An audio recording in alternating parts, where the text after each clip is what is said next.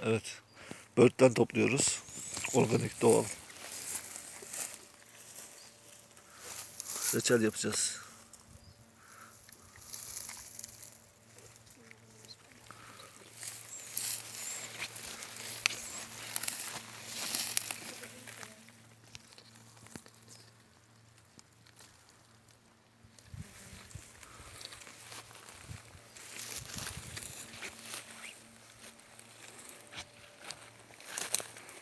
Ali'cim, kovana bakabilir miyiz?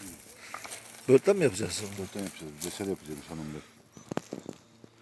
Şöyle de hanım. Hanım. Hanımın börtten yapacağımız reçel yapacak. Börtten reçeli hanımın.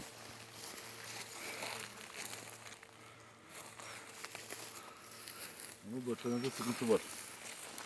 Bu sene yağışlar, Bu sene yağıştan mıdır? Neden de sıkıntı var. soğuklar biraz fazla gitti. Evet, O yüzden geç yaptım oluyor. börtten. Geç olduğu için olgunlaşmadan Olgunlaşmadan da çürüyor.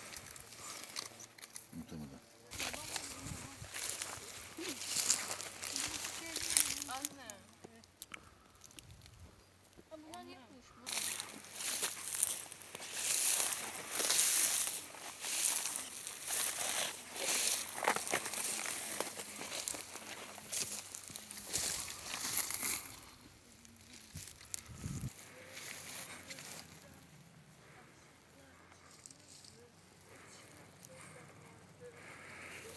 bunlar da kuşburnu.